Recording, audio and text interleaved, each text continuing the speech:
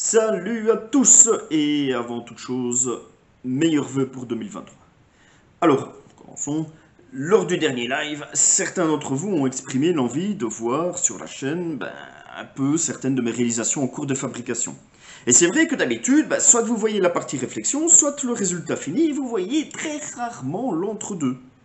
Alors, pour vous faire plaisir, et parce que vous êtes une bande de chieurs, dans cette vidéo et les suivantes, vous allez donc m'accompagner dans la réalisation d'un portail qui va me permettre d'améliorer la protection du domicile.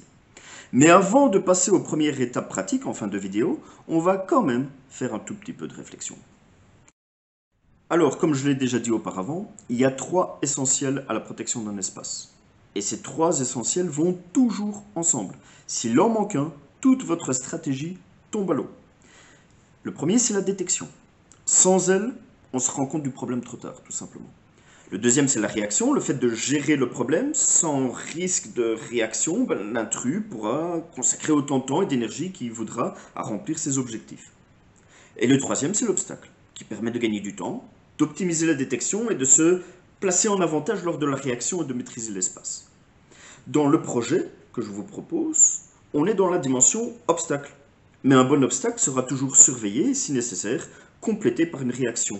Les trois vont toujours ensemble. Alors, mon portail va me permettre de compartimenter l'espace. C'est-à-dire que je veux créer un obstacle entre deux compartiments de terrain et je veux que cela reste cependant pratique pour mes déplacements au quotidien. C'est donc un obstacle mobile qui est censé quand même pourrir un peu la vie à celui qui ne serait pas autorisé à le franchir. Alors, différents types de portails existent avec différentes fonctions. Dans mon cas, je recherche une fonction d'interdiction. Donc il s'agira d'un point de passage obligé pour passer d'un compartiment à un autre, et ce sera donc difficile de passer ailleurs. Sinon, tout simplement, mon portail ne sert à rien. S'il suffit de le contourner, c'est un mauvais obstacle. Pour le portail en lui-même, j'identifie trois composants pour celui-ci. Son support, sa grille, le corps de l'obstacle en général, et sa fixation. Si un seul de ces composants est faible, mal placé, mal réfléchi, il peut compromettre l'efficacité de l'ensemble. Dans la vidéo d'aujourd'hui, on s'intéresse au support. Bon, passons à la pratique. Alors, deux petits avertissements avant de commencer. Un, c'est pas un tuto. Donc, je ne présenterai juste les très grandes étapes. Je n'ai malheureusement pas le temps pour aller plus loin dans le détail. Et puis, vous le savez, je préfère des vidéos courtes qui vont à l'essentiel. 2. Je ne suis pas du tout du métier. Alors si vous êtes plus doué que moi et que vous entendez que vous voyez une connerie, vous n'hésitez pas. À la fin de la vidéo, en dessous, vous laissez un petit commentaire bienveillant constructif, ce sera utile pour tout le monde, moi le premier. Le piquet fait 1,85 m. La partie en pointe permettra de l'enfoncer très légèrement dans un trou qui a déjà été fait. Ce piquet, in fine, il sera enfoncé de plus ou moins les 40 cm dans une embase qui sera faite en béton également. Alors, je ne sais pas si c'est suffisant pour maintenir le poids du portail par après. Ça aurait été enfoncé quand de la terre, clairement, ça n'aurait pas été assez suffisant, je pense. J'ai choisi un poteau en béton pour que cela soit solide, bien sûr, mais aussi pour éviter l'entretien par après et surtout pour sa durabilité. Les charnières, elles sont solides et elles sont coulées dans la masse. Comme vous pouvez le constater, j'ai maintenu le tout par un système de tige filetée. Alors, deux avantages et un inconvénient. Premier avantage, ça bouge absolument pas. Donc, pas de risque par après d'un déplacement lorsque le béton sera coulé et séché.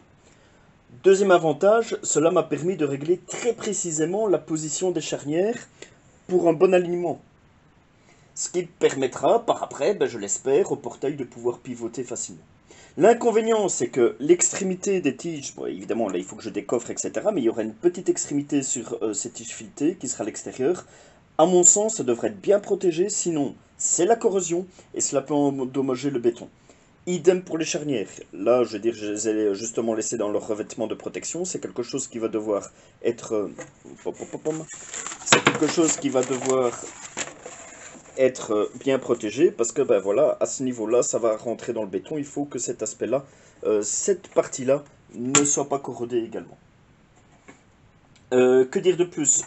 J'ai placé également deux tiges filetées pour renforcer le piquet dans sa hauteur. Ces tiges, je les ai simplement ligaturées, là on le voit, pour éviter qu'elles ne s'approchent de l'extrémité du poteau En règle générale, j'ai essayé d'avoir assez de matière chaque fois autour des pièces métalliques.